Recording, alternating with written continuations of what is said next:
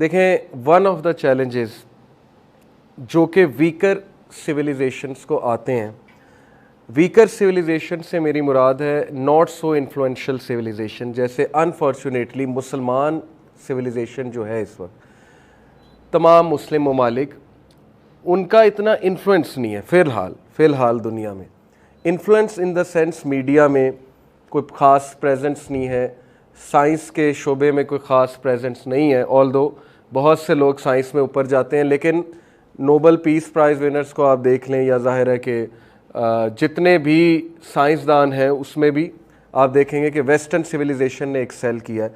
Technology की बात करें तो कोई ख़ास प्रेजेंस मुसलमानों की नहीं नज़र आती, लेकिन पर्टिकुलरली मैं यहाँ पे बात कर रहा हूँ मीडिया में जो प्रेजेंस है। जितना मीडिया में मवाद अपनी तहज़ीब का नॉन मुस्लिम्स ने इस वक्त खड़ा किया हुआ है और शेयर किया हुआ है, मुसलमानों का इतना मवाद नहीं है, जिसकी वजह से ये हमारे लिए जो कि इतने इन्फ्लुएंशियल तहज़ीब नहीं है, उसके बच्चों के लिए, उसकी यूथ के लिए एक बहुत बड़ा चैलेंज बना हुआ। जैसे मैं आपको मिसाल देता हूँ कि नो मैटर हम अपने बच्चों को जितना मर्ज़ी पढ़ा लें, दीन के बारे में कोशिश करते हैं बताने की, लेकिन वो जो काउंटर वेव इस वक्त है ना हमारे बच्चों के लिए, वो इतनी स्ट्रॉन्ग है कि मैं आपको बता नहीं सकता। वो काउंटर वेव ज़ाहिर है मार्वल की मूवीज़ से हो, स्पाइडरमैन, बैटमैन, उनके जो हीरोज़ हैं, सुपर हीरोज़, उनसे हो, या उनके फेस्टिवल्स को जब ग्लैमराइज करके मूवीज़ में दिखाया जाए उससे हो। जैसे मैं आपको बताऊं कि 1990s के बाद, खुसूसन 1992 के बाद बॉलीवुड ने जो शिफ्ट ली है, वो आपकी सोच है कि उनकी शिफ्ट कैसी है। बाकायदा इस पर मैं एक आर्टिकल पढ़ रहा था कि बॉलीवुड अब एक एंटरटेनमेंट इंडस्ट्री नहीं है, अब बाकायदा वो एक आइडियोलॉजिकल इंडस्ट्री है। अगर आप उनकी फिल्म्स देखें तो उसमें बाकायदा एक आइडियोलॉजी प्रमोट की जाती है उनकी फिल्मों में, और उस आइडियोलॉजी में एक आइडियोलॉजी है वहदत अदयान की आइडियोलॉजी।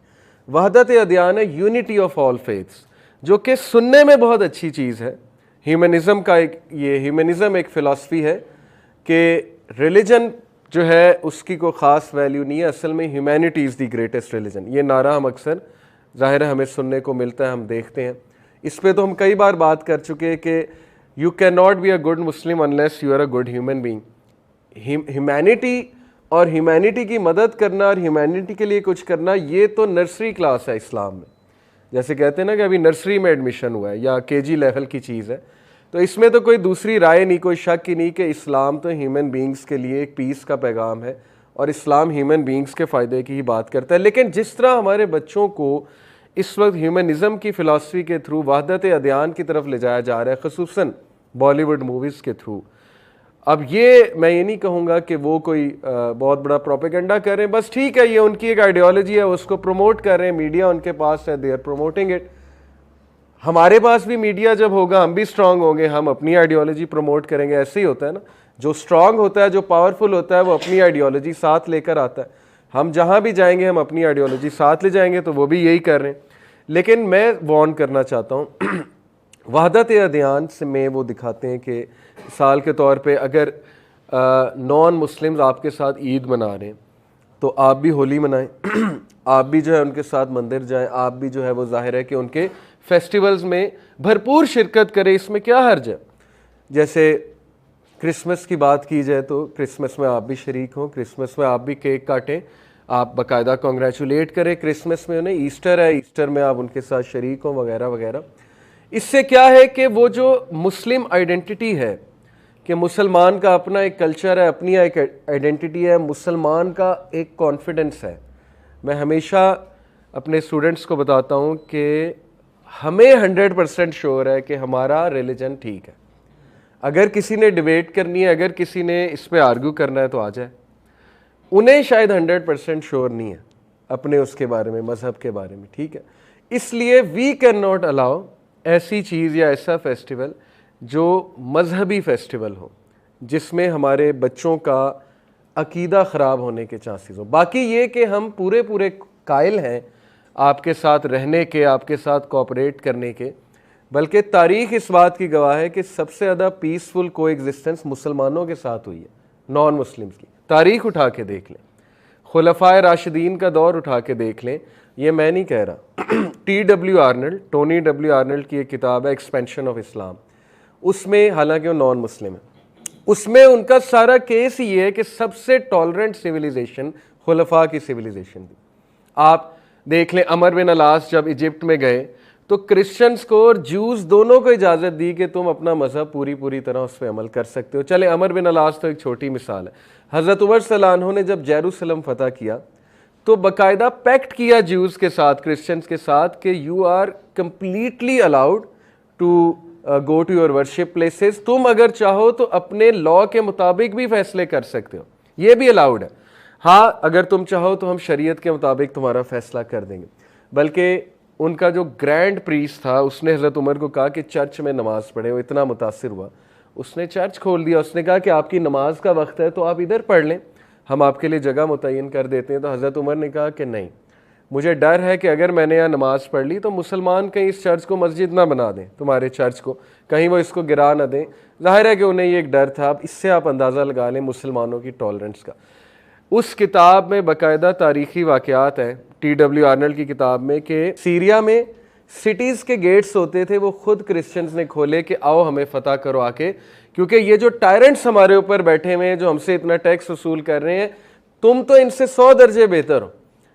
तो ये इसकी तारीख गवाह है। तो इस बात में कोई शक नहीं है कि पीसफुल कोएग्जिस्टेंस के हम 100% कायल हैं। और ये एक दुख की बात है, अफसोस की बात है कि बहुत सी मुस्लिम कंट्रीज़ में माइनॉरिटीज़ के साथ अच्छा सलूक नहीं किया जाता।